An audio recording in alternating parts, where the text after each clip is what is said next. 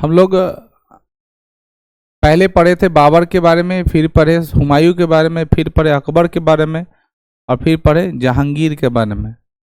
इन चारों को जब हम लोग समझ रहे हैं तो एक बात 3 गो राजा को देखने से समझ में आया कि लगभग अपने पिता का विरोध जताने वाला उसका कौन था, बेटा था।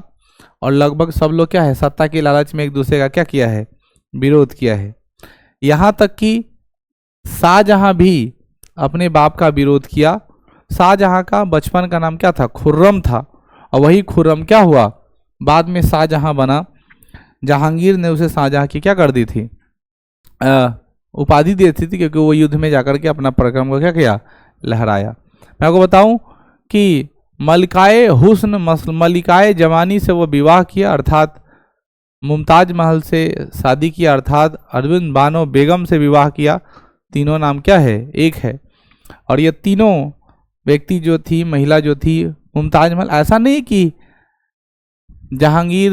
शाहजहां की एकलौती पत्नी मुमताज महल थी।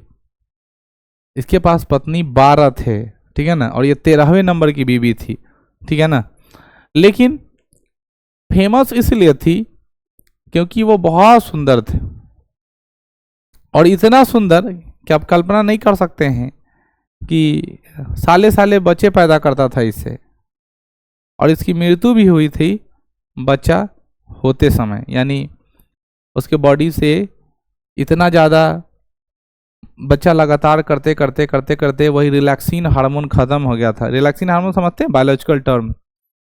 ए hormone which is accelerate the child at a type of born is called relaxin hormone.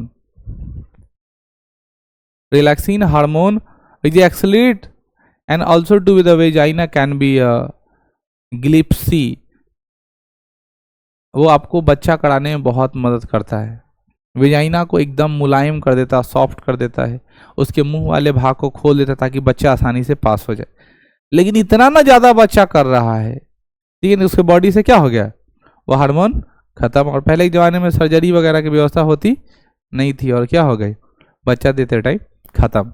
Mumtaz Mahal जब खत्म होती है तो उसे बहुत प्रेम करता था। यमुना नदी के तट पर आगरा में उसको क्या करता है, दफना देता है। अब मैं आपको बताऊं कि वहीं पर शाहजहां का भी बाद में क्या होता है, दफन होता है। दोनों का कब्र एक साथ है। जो मुमताज महल का ताजमहल बनाया गया, उस ताजमहल में ही जब वो मरा तो बाद में उसको उसी के साथ क्या कर दिया गया, दफना दिया गया। तो लोग कहता है कि ताजमहल की याद किसी याद में बनाया गया, मुमताज महल की याद में आया है। वो इसलिए क्योंकि शाहजहां उससे अथाह प्रेम करता था, और प्रेम सादगी का प्रतीक है। लोगों का अपना अपना विचार है, लेकिन यह कौन सा प्रेम है जो 12, 13, 10, 8 बीवी को रखे, और फिर उससे ज़्यादा तो और खतरनाक कि लगातार बच्चा ही पैदा कर रहे हो, ठीक है ना। तो लोगों का अपना अपना कॉन्सेप्ट है, ठीक है। बहुत लोग तो कहता है कि वो शिव का मंदिर था, ये सब विवादित बात है। लेकिन जो हिस्टोरी आपको कह रहा है उस हिस्टोरी में हम लोग ये सुनेंगे। क्या कहता है सो सुनो। शाहजहां का जन्म 1592 ईस्वी में हुआ। माता का नाम क्या था, जगत गोसाई था। शाहजहां के बचपन का नाम क्या था, खुर्रम, जो मैंने आपको बता दिया। शाहजहां के बचपन का नाम क्या था, खुर्रम। जहांगीर ने अहमदनगर की विजय के अवसर पर शाहजहां को उपाधि किसका दे दिया था, शाहजहां की उपाधि दे दिया किसको, खुर्रम को। कौन था विजय, अहमदनगर विजय अभियान में। कब बच्चों, 1618 में। 1612 में इन्होंने शाहजहां ने अर्जुन बानो बेगम से शादी किया और अर्जुमंद बानो बेगम को मुमताज महल की उपाधि दिया। इन्हें ही मलिकाए जवानी कहा जाता है। मलिकाए जवानी, ये जवानी और एक जवानी दोनों अलग अलग वर्ड है। जमानी का मतलब जमाना, यह समाज। समाज किसी को नहीं छोड़ता है।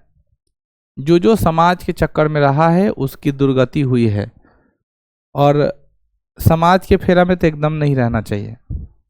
सामाजिक क्रियाकलाप से आप लोग देखिएगा कि ये एक फंडा है समाज का कि जब शादी विवाह का जब मौसम रहेगा, अभी शुरू होगा, देखिएगा अगर आप रिश्तेदार में सबसे गरीब होते होइएगा तो आपको जल्दी पूछो नहीं करेगा। आप पूछेगा भी तो वो बहुत कम वैल्यू लगाएगा। जो रिश्तेदार में बहुत अमीर होगा उस आदमी को एकदम कहाँ बैठाए कहाँ उठाए ऐसी प्रथा चलती रहेगी। लेकिन उस अभागा को नहीं पता है विपत्ति काल में सबसे पहले गरीबी आदमी क्या होगा, दौड़ कर जाएगा। वो अमीर आदमी जल्दी काम में नहीं आएगा, वो अभी मंत्री जी लग मिल रहा है, वो विधायक जी लग मिलते रहेगा। असल में आता वो पहुंचेगा फिर लास्ट में जब आप डेड बॉडी हो जाइएगा तब ना फोटो खिंचवाने बहुत बराबर हमारे ये थे हमारे वो थे। ठीक है, ये कॉन्सेप्ट है, ये रील्स का बात नहीं है कि तुम अपने बुरे समय में उसी आदमी को याद रखो। ठीक है ना, ठीक है, जो आपका बुरा समय में काम दिया है, अच्छे समय आपको उसी आदमी को साथ रखने का पूरा पावर है। ठीक है, अगर आप वैसे आदमी को साथ देते हैं जो कभी नहीं आपके बुरा वक्त में आया हो और आप पैसा वाला आदमी हो, तो बहुत आदमी आ गया आपके पास, तब बहुत बड़े बेवकूफ़ गलती कर रहे हैं। ठीक है ना, ये सब चीज़ों से बचिए। मुमताज महल, ठीक है ना, मुमताज महल की उपाधि इसको मिल गया अर्जुन बानो बेगम को, और ये मलिकाए जवानी का उपाधि आ गई। इस जमाने में, इस समाज में मेरी बीवी का कोई जवाब नहीं है। मलिकाए जवानी का अर्थ है कि इतनी सुंदर कोई है ही नहीं जमाने में। ऐसे तो सब आदमी सुपीरियर है, जैसे आप अपने माता पिता के लिए हीरो हैं, हम अपने माता पिता के लिए हीरो हैं। ठीक है ना, आपके माता पिता आप पर ही नाच करते होंगे और हमारे माता पिता हम पे नाच करते हैं। कोई कोई ऐसा आदमी होता है जिसको पूरा समाज नाच करता है, पूरा देश नाच करता है ना, कोई कोई ऐसा आदमी बन जाता है।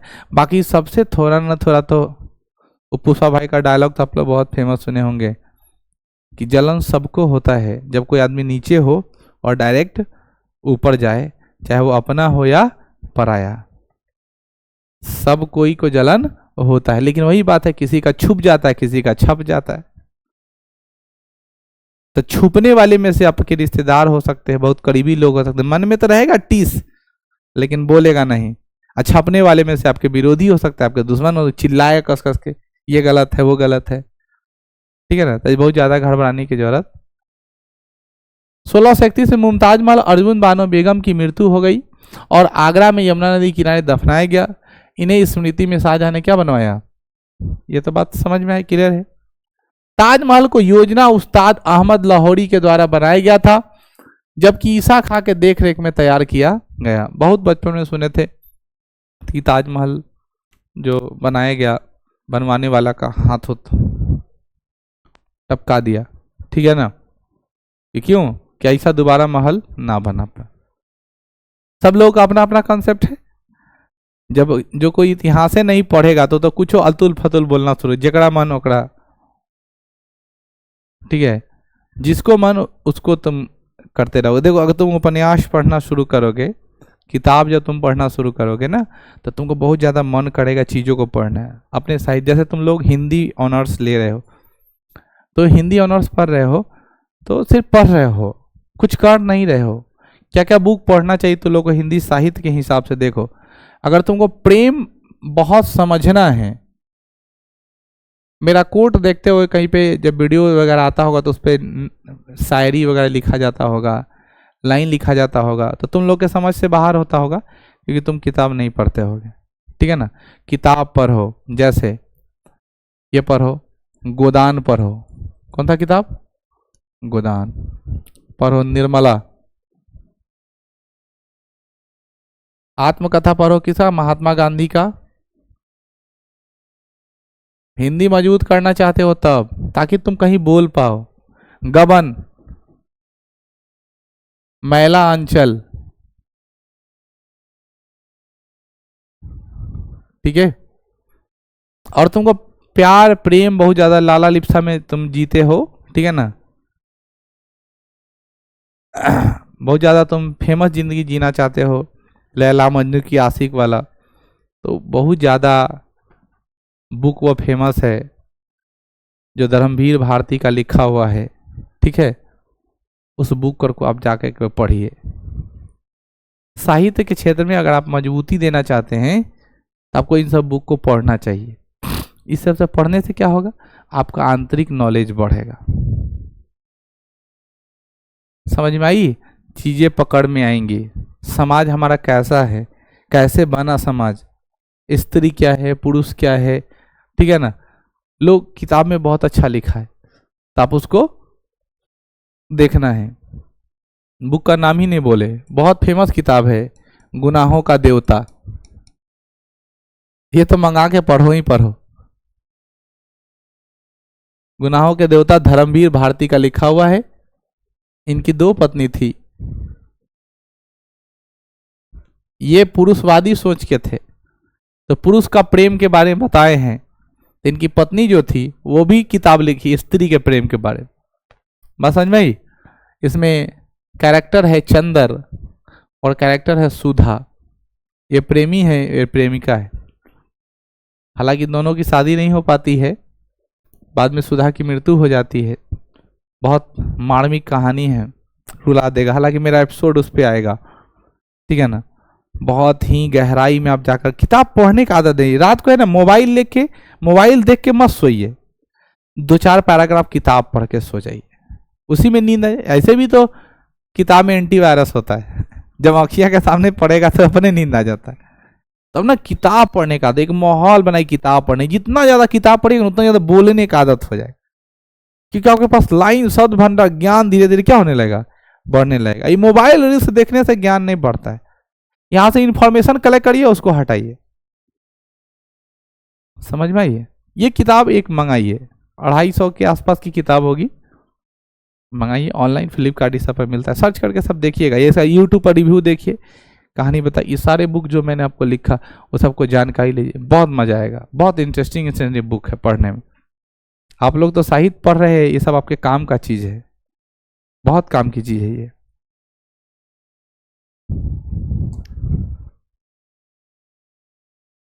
शासक बनते ही शाहजहां जो है अपने विश्वास पात्रों का ऊंचा महत्व देना प्रारंभ किया।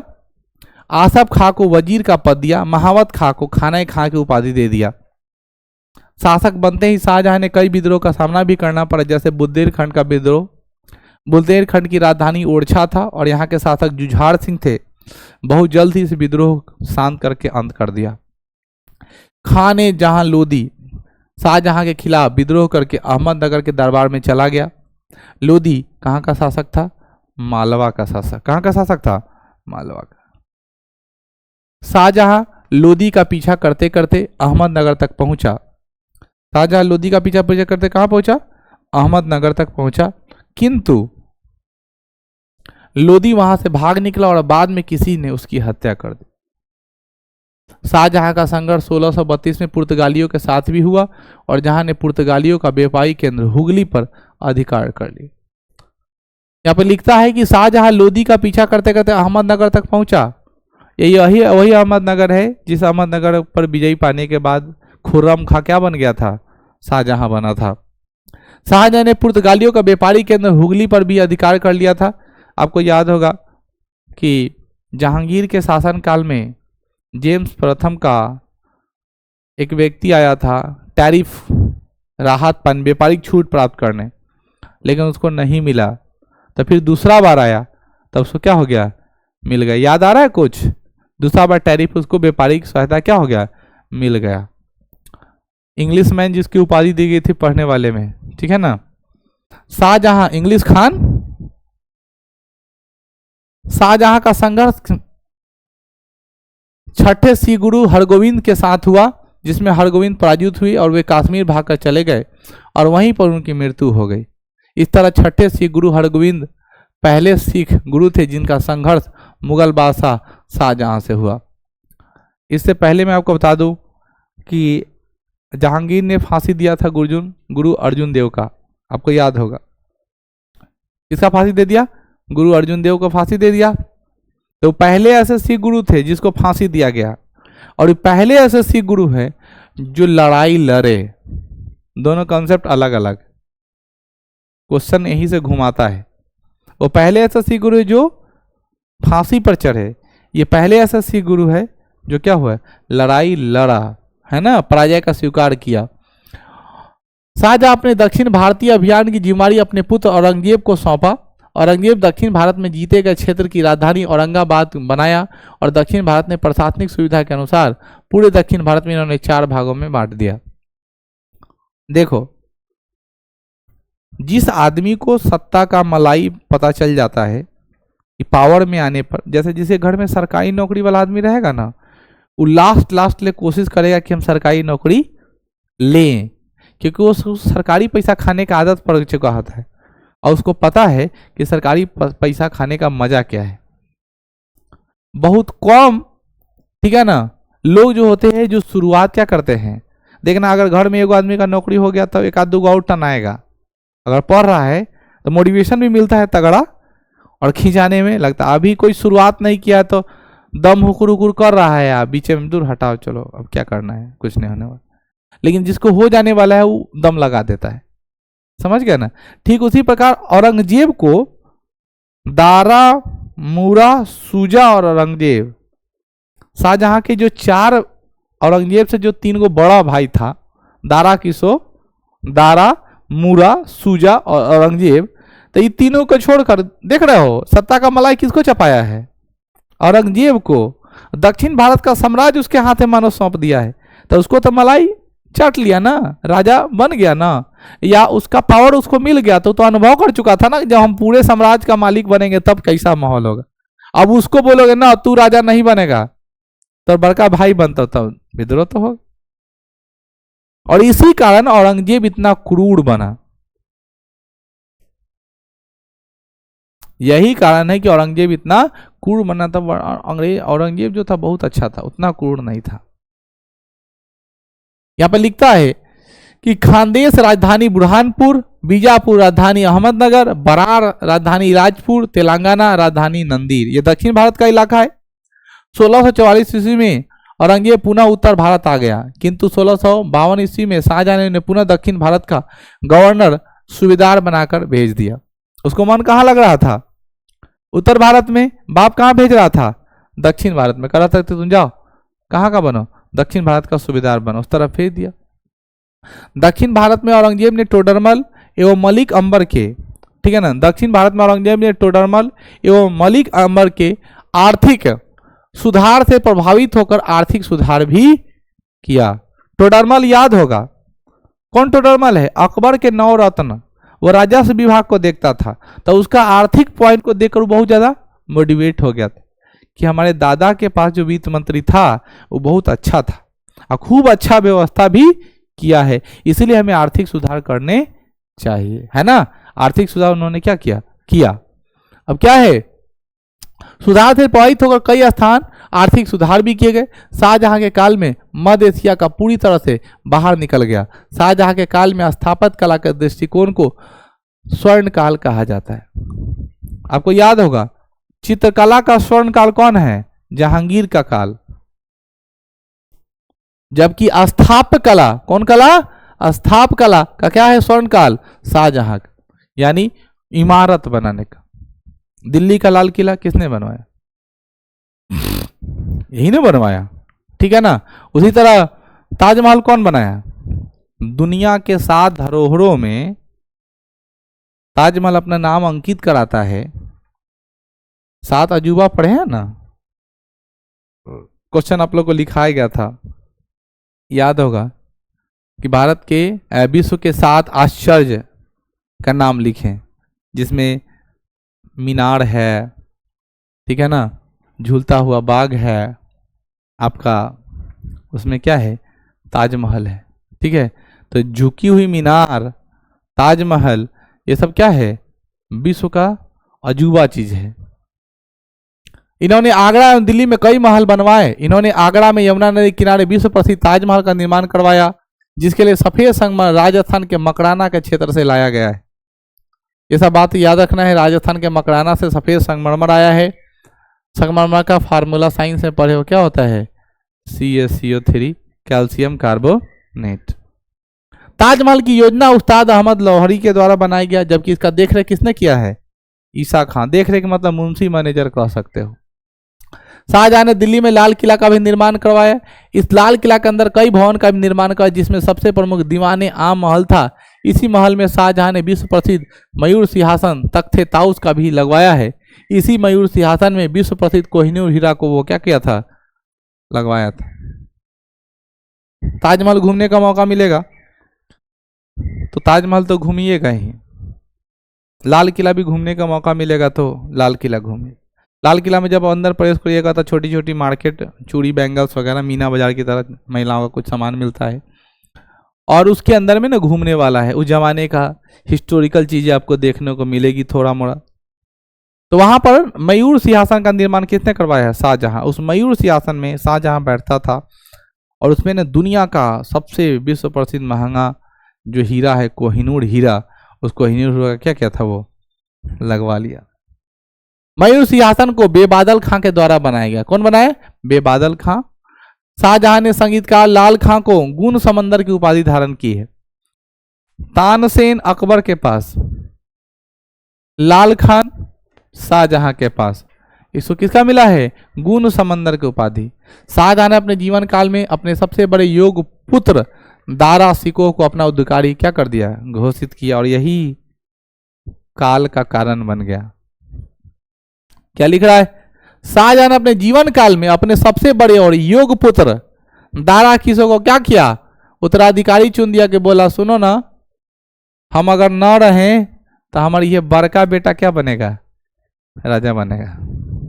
आयोग को गवर्नर बना के दक्षिण भारत में भेज ले बड़ा हो तो जीवनी में गवर्नर बन जाएगा से। यही ला बूढ़ सुर आदमी आज भी कहता है कि जौले जिंदा रहो तौले हम मलिकई तोरा ना दे वाला बड़ियो, सब हम अपने हाथ में रखबो, जय मर जो ओकरा बाद तो नहीं अपन जे करे के उसे तो नहीं करी है। नहीं तो अगर किसी आदमी को पावर दे दीजिएगा फिर बाद में उससे पावर छीनिएगा तो तिलमिला जाता है। औरंगजेब का मानसिकता हम इसी ईरान से समझते हैं और हम कुछ नहीं समझते कि एक तरफ तुम उसको गवर्नर का सत्ता सुख दे रहे हो और दूसरे तरफ बड़े बेटा को क्या कर रहे हो? उत्तराधिकारी कर रहे हो। तो लड़ रहा है वो, आपको आपका नाम ऊंच करने में व्यवस्था दे रहा है वो, और जब मलाई खाने की बारी आएगा तो बड़ा बेटा खाएगा। ये हम नहीं बोले होंगे, शायद औरंगजेब सोचा होगा, लेकिन हम उसके मनोपली को भाप करके आपको ऐसा अंदाज बता रहे हैं कि अगर आजकल होता तो ऐसा ही बोलता। दारा शिकोह ने भागवत गीता, उपनिषद, योग वशिष्ठ जैसे कई हिंदू धार्मिक पुस्तकों को फारसी भाषा में अनुवाद करवाया। उपनिषद का फारसी भाषा सीर अकबरी के नाम से करवाया। शाहजहां पहला मुगल बादशाह था जिसने अपने दरबार में बलबन के द्वारा तैयार किए गए सिजदा एवं पवोस की प्रथा को समाप्त कर दिया। वही बलबन जो स्त्री के वेशभूषा में रहता था, सजदा प्रथा जो व्यवस्था थी, पावोस 10 सजदा व्यवस्था, उसको क्या कर दिया? समाप्त कर दिया। अकबर के द्वारा प्रारंभ किए गए इलाही संवत के स्थान पर हिजरी संवत को क्या किया? लागू किया। इलाही संवत को कितने शुरू किया? इलाही संवत को कितने खत्म किया? शाहजहां। हिजरी संवत को कितने लागू किया? अभी हिजरी संवत क्या है उसके बारे में एक लाइन लिखा हुआ है। हिजरी संवत का प्रारंभ मुस्लिम धर्म का प्रवर्तक मोहम्मद साहेब के मक्का मदीना से यात्रा के उपलक्ष्य में 622 ईस्वी में प्रारंभ किया गया था। एक जगह है मक्का, एक है मदीना। मक्का ऐसा क्षेत्र है जो मोहम्मद साहब का जन्म स्थान है। मदीना ऐसा क्षेत्र है जो मोहम्मद साहब का कर्म स्थान है। क्योंकि जब वो मक्का में रहते थे, मक्का मतलब मक्का ही नहीं समझो। जैसे कोई आदमी कमेंट करने के लिए मुसलमान को कह देगा मजाक में, हालांकि किसी धर्म को नहीं बोलना चाहिए कि रे तुम्हारे मोहम्मद साहब का जन्म मकई में हुआ है, मतलब मक्का में जगह का नाम है, तो मक्का को हम लोग मकई ना कहते हैं। हालांकि ऐसा टिप्पणी करना एकदम बेहुदा वाला है। मदीना में, मदीना क्या हो? कर्मस्थली, यानी वो भी एक आदमी ही थे और वो इतना ज्यादा मतलब पूजा पाठ में करते थे, हिंदू ही थे, लेकिन वो आलतू फालतू जब बात समझाने लगे तो लोग उनसे नाराज हो गया, सब पीट पाट के वहां से भगा दिया। तो कहाँ चले गए? मदीना। और वहां पर आके खूब अच्छे से स्टडी किए। जैसे हम तुमको बताएं कि कल ना हमको दुर्गा जी से भेंट हुआ था और हम गला उला मिली हमसे और खूब अच्छे से प्यार व्यार हुआ, बातचीत हुआ। बोली ठीक है तुम ऐसे ही रहो, पूजा पाठ करो, तुम आगे बढ़ते जाओगे। ऐसा हम बात बोलेंगे तो तुम बोले क्या मास्टर साहब फेंक रहे हैं, पागल उगल हो गए। क्या पता सच में कहीं मिल लिए हो। और हमको रहा नहीं जा रहा है, और हम लगातार तुमको बोल रहे हैं कि सही में मिले थे दुर्गा जी, कल हमको मिले थे, बहुत अच्छा से बात किए कि थोड़ा आँख धंस गया है, थोड़ा खाना वाना खाओ, ठीक है, नवरात्र किए हो, आज तुम्हारा आँख के नीचे काला काला क्षेत्र बन गया है, वेट भी 5 किलो घट गया है, से तुम अच्छा से खाना वाना खाओ। वो दुर्गा हमारे माँ के रूप में है, वो दुर्गा हमारे बहन के रूप में है, वो मिली थी और बता रही थी।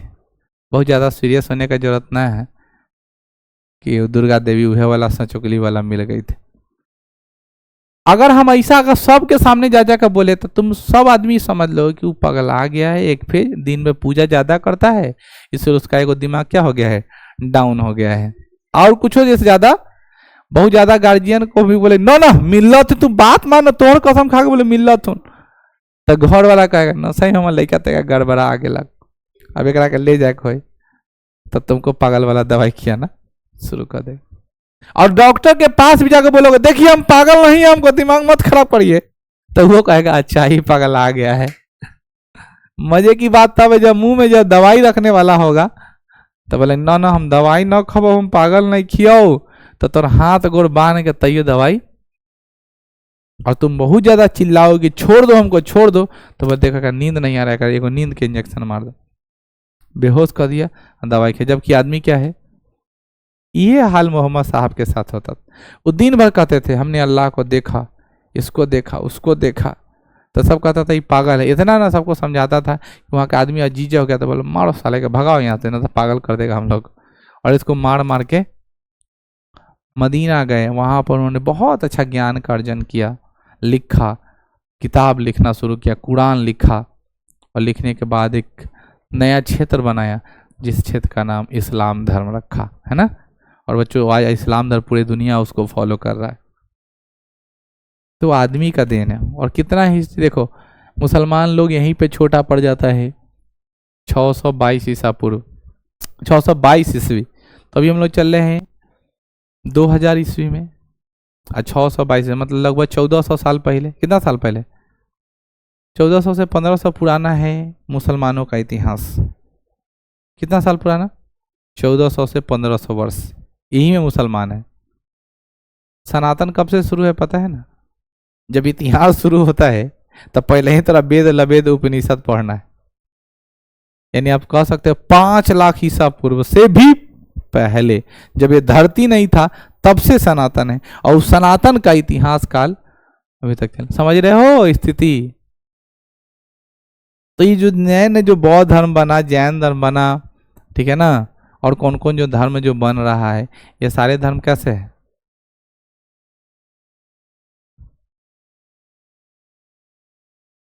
सारे किस तरह? ये भी अच्छा सवाल है। जैसे देखो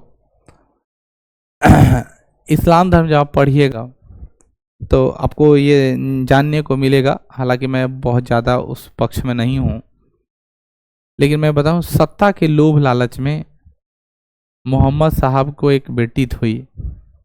क्या हुई? बेटी, उसका नाम है फातिमा। बेटा कोई नहीं था। अब फातिमा अगला वंशज बढ़ाना शुरू की। मोहम्मद साहब के मरने के बाद, ठीक है, पैगंबर जब जो जिनको कहा जाता है, जो पैगंबर जब मर गए, उनके मरने के बाद सत्ता लालच के लिए बहुत ज़्यादा क्या होने लगा, परेशानी होने लगा कि हम बनेंगे पीर, हम बनेंगे इसको आगे बढ़ाने के लिए। लड़ाई होने लगी, ईरानी मुसलमान आपस में लड़ते थे, इधर का मुसलमान आपस में लड़ते थे। बाद में अली अपने अंदर सत्ता ले लिया। ये अली कौन है? ये अली मोहम्मद साहब के दामाद हुए, वही फातिमा की, ठीक है।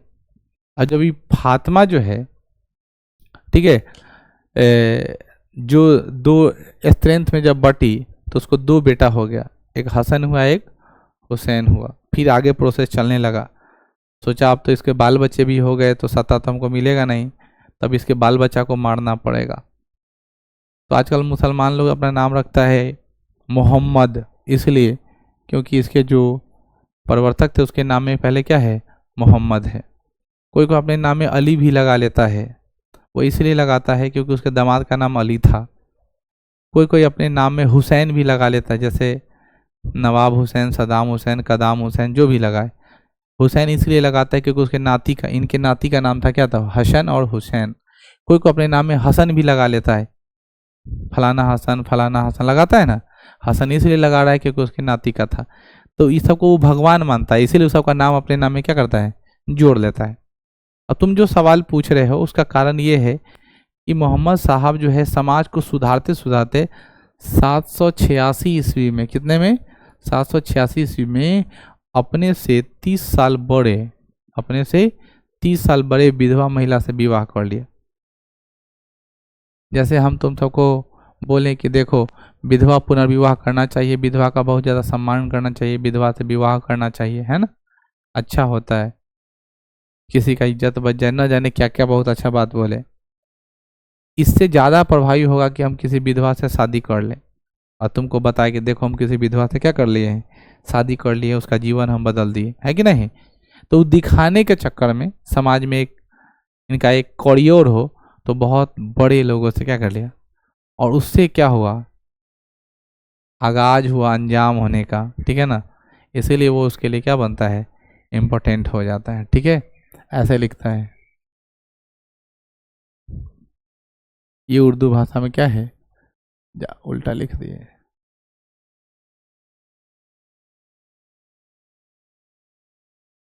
ये 786 लिखा हुआ है,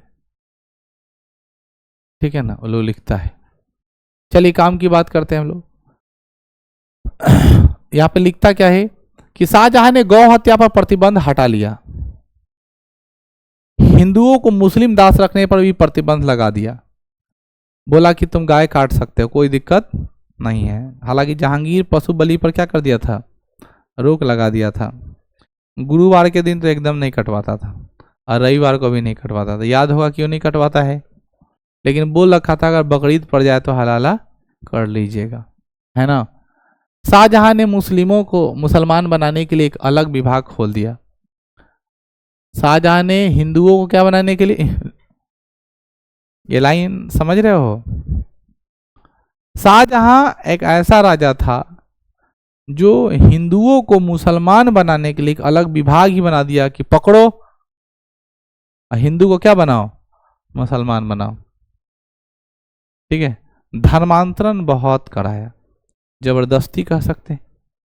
शाहजहां के काल में 1630 से 1632 ईस्वी के बीच गुजरात और दक्कन के क्षेत्र में भीषण अकाल पड़ा, जिसकी चर्चा अंग्रेजी यात्री पीटर मुंडी और अब्दुल हमीद लाहौरी के द्वारा किया गया है। शाहजहां के काल में फ्रांसीसी यात्री ट्रेवनियर जौहरी बॉर्नियर डॉक्टर आया था। जौहरी मतलब सोनार, जौहरी मतलब सोनार, और वर्नियर कौन था, डॉक्टर था। साथ ही इटली यात्री पीटर मुंडी एवं मनुची भी आया था।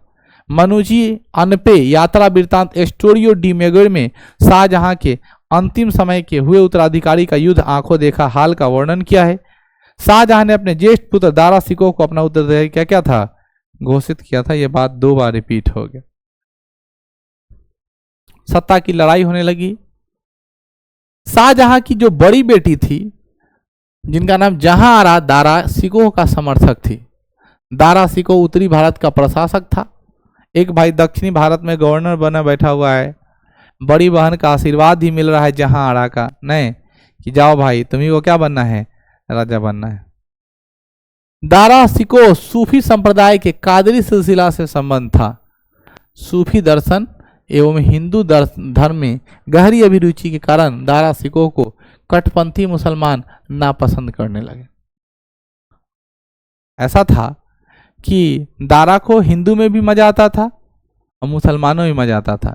जिसे जो कट्टर मुसलमान थे वो क्या हो, हम ही को देख लो, हम बहुत धार्मिक आदमी हैं, हम अपने देवी देवता का बहुत अच्छे से पूजा करते हैं, सनातन को बहुत करीब से देखते हैं, हर छोटा चीज में अपने धर्म को हम ढूंढते हैं, लेकिन हम कभी दूसरे धर्म को गाली नहीं दिए। हम मौका मिलता है तो हम दूसरे धर्म का सम्मान भी करते हैं। अगर हमको कोई बोला टोपियों पहन लेने के तो पहन लेते हैं, ऐसे सलाम कर लिए, गले मिला लिए, हमको उससे कोई दिक्कत नहीं है, क्योंकि हमारा सनातन कहता है वस्तुवे कुंडकम अर्थात, ठीक है ना, सबको साथ लेकर के चलना है, खुश रहना है, झगड़ा लड़ाई करने से कुछ फायदा नहीं है, यही आपका धर्म कह रहा है। उसमें अगर वही कर लेना पड़ रहा है तो हमको कोई दिक्कत नहीं है। लेकिन जो कट्टर हिंदू होंगे, जो चाहते होंगे कि सिर्फ मेरा हिंदुत्व ही कायम रहे, वो हमसे क्या हो जाते हैं, ना जाते हैं, टीका टिप्पणी कर देते हैं कि रे वो आदमी है, वो टोपी उपी पहन लेता है, कैसे हिंदू है, झुट्टो के यू। जबकि जो ये बोल रहा है उससे ज्यादा हमको विश्वास है सनातन में, उससे ज्यादा पूजा पाठ करते हैं, लेकिन हमारी कोई वजूद न रहा, क्योंकि हमने सिद्धांत के विरुद्ध जाकर के काम किया है ना। दारा सिकों की रचनाएं सूफी संप्रदाय से संबंधित ग्रंथ सफीनत उल औलिया, सकीनत उल औलिया, हसनात उल अरिफीन, तरीकत उल हकीकत। दारा सिकों ने हिंदू मत एवं सूफी मत का तुलनात्मक अध्ययन करते हुए एक ग्रंथ लिखी, मधमा उल बहरान, ठीक है। दारा सिकों ने फारसी भाषा में 52 उपनिषदों का अनुमान किया, यह अनुवाद था सीरे अकबर। दारा सिकों ने भागवत गीता और योग वशिष्ठ को फारसी में अनुवाद किया है। शाहजहां एक ऐसा मुगल बादशाह था जिसके जीवन काल में ही शासक बनने के लिए उनके पुत्रों के बीच संघर्ष प्रारंभ हो गया, जिसमें अंतिम विजय किसकी हो गई, औरंगजेब की। शाहजहां एक ऐसा राजा बना जिसके सामने उसका बेटा सब क्या होता था, सत्ता पाने के लिए लड़ाई लड़ता था, और इतना लड़ाई लड़ता था कि उसका परिणाम सामने आ गया, और सामने में कौन जीता, शाहजहां के पुत्रों के बीच शासक बनने के लिए 4 युद्ध हुआ। कितना, राजा बनने के लिए क्या युद्ध हुआ, 4 गो। पहला युद्ध हुआ बहादुरपुर का युद्ध, 24 फरवरी 1658 में दार सिकोह के पुत्र सुलेमान और शाहजहां के पुत्र शाह सुजा के बीच हुआ, जिसमें शाह सुजा क्या हो गया, हार गया। तो ये पढ़ते हैं दारा, मूड़ा और सुजा, हाफ हाफ बोलते हैं। नाम क्या है, सुजा। तो किसका पुत्र, दारा किसो के पुत्र सुलेमान, मतलब बड़का बेटा के बेटा, और शाहजहां का पुत्र मतलब चाचा शाह सुजा के बीच क्या हो गया, लड़ाई हुआ, जिसमें शाह सुजा हार गया, मतलब दारा किसो से वो हार गया।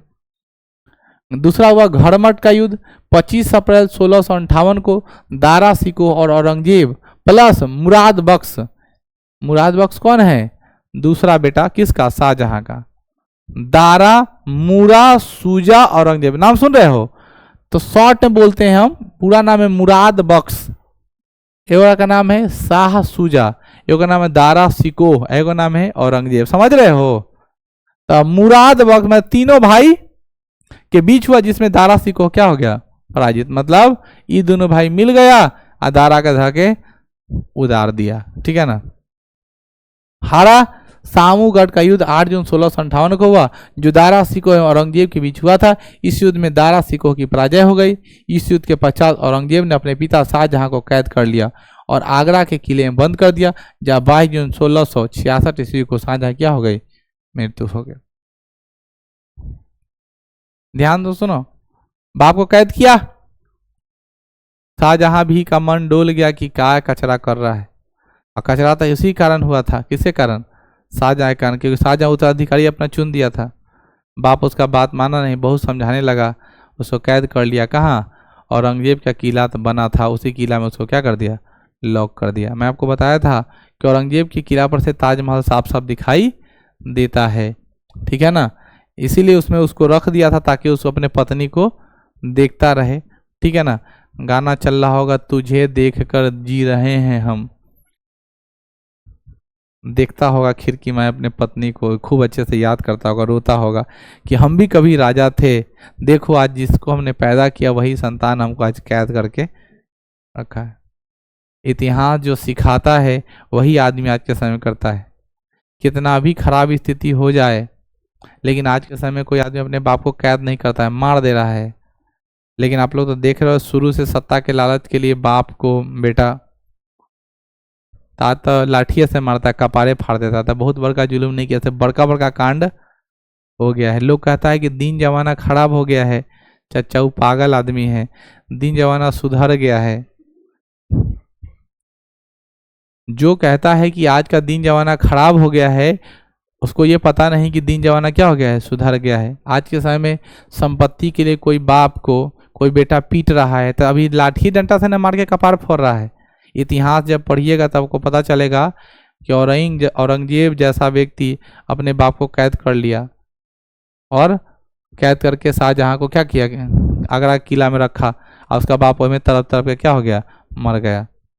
और पहले जाइएगा तो ब्याह करे लगे अपने बाप के काटले है। आप लोग इतिहास पढ़े हैं, ठीक है ना, जिसे अजात शत्रु कहा जाता है, प्रीतिहीन, तो अपने बापे का मार दिया, ये छोटा ब्याह नहीं होने देगा हमरा। ऐसा नहीं सन राजा हुआ है तब तो इतिहास बदल गया। सत्ता पाने के लिए हमेशा बेटा बाप का विरोध किया है। तो इतिहास हमें बहुत कुछ सिखाता है। जो कम आदमी इतिहास जानने वाला है, वो गांव में कोई आदमी अपने बाप को एक डंडा मार दिया तो कहा देखला ही यह ना कलयुग है, अब धरती पलटे वाला है। पागल। 1600 ईस्वी का कहानी जब कोई आदमी 15वीं शताब्दी का हाल जानेगा तब ना उसको पता चलेगा कि बाप रे, ठीक है ना, हालत कुछ और है। अब तो सुधार हो गया है। हाँ, पहले लोग कहता है कि स्त्री का मतलब पुरुषों का हालत जो है वो मजबूत हो गया। कौन कहता है? पुरुषों का हालत तो बहुत खराब हो गया। पहले 10-10 को, 12-12 को, 18-18 को ब्याह कर रहा है। अब तो एक ब्याह करने में आदमी 35 साल लगा दे रहा है। और तैयो सोच रहा है कि अभी नहीं कमाते हैं तो एक और कमाने लगेंगे तो ब्याह करेंगे। जीना 50 से 55 साल, अब 35-40 साल तो ऐसा ही जी लिया। अब 15 साल लगी तैयारी कर रहा है इतना दिन का। गलत बोल रहे हैं। अरे आदमी आज के समय में शादी कर रहा है 35 साल, 38 साल, 40 साल तक, 60 साल जाले तो आदमी टाइम बोल दे रहा है। आई 20 साल 15 साल अच्छा से जी ले, ओकरा लगी इतना लंबा तैयारी करना पड़ रहा है। इसलिए विवाह जो है उस समय पर होना चाहिए, ठीक है ना। जो गवर्नमेंट कहा है उस हिसाब से आदमी को समय से शादी कर लेना चाहिए। और गवर्नमेंट क्या कहेगा, हाँ पार्टनर बहुत समझदार है कि वो ब्याह करने के बाद जैसे वो मैके में रहेगी तो कैसनो कपड़ा पहन ले रही है, अभी कैसा माए बाबू दे रहा है तो कोई दिक्कत नहीं। लेकिन जैसे ही ब्याह शादी हो गया, कन्या जब बन के दूसरा करने जाएगी तो एकदम फरमाइशी पर फरमाइशी, ऐसा दो वैसा दो, ऐसा लाओ वैसा लाओ करने लगेगा, झगड़ा होने लगेगा, बवाल होने लगेगा और घर परेशानी बने।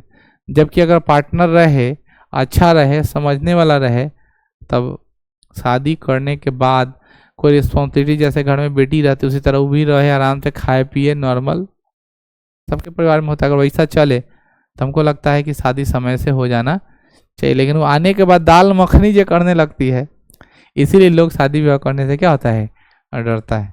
और ये सब बात झूठ है कि कोई आदमी कहता है कि बहू को बेटी की तरह बना कर रखे, कभी पॉसिबल ही नहीं है।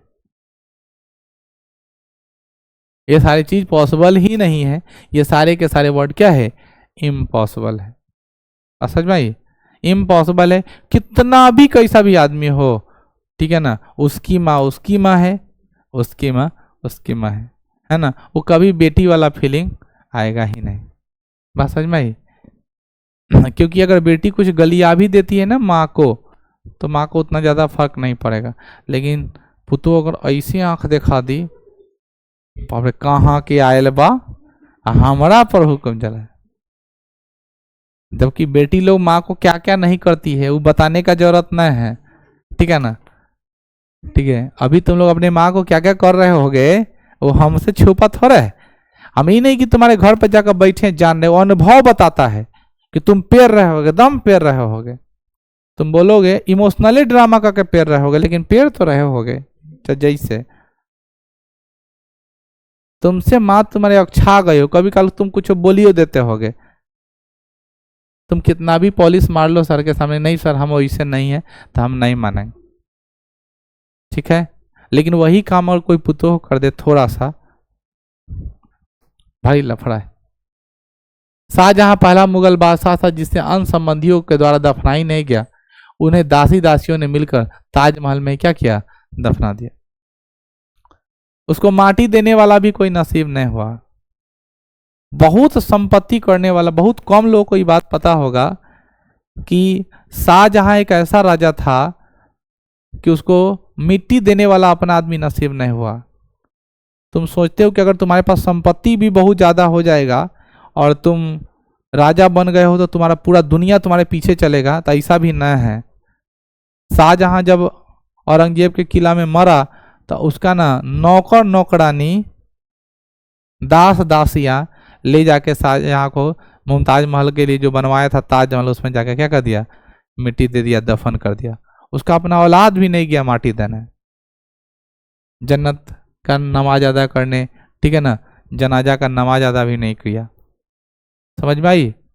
तो ये तुम्हारा भ्रम है कि तुम बहुत ज्यादा पैसा उसा इकट्ठा कर लोगे, नहीं तो तुमको बुढ़ारी में, जैसे बूढ़ सूढ़ आदमी बहुत ज्यादा सोचता है कि अगर हमारे पास पैसा रहेगा ना, मेरे अकाउंट में बहुत ज्यादा पैसा रहेगा, बूढ़ा आदमी सब सोचता है, या आज के पापा मम्मी सोचते हैं कि उनके अकाउंट में अगर बहुत ज्यादा पैसा रहेगा तो उसका बेटा या उसका पुतोह या उसका बेटी लालच से ना बुढ़ापा में सेवा करेगा।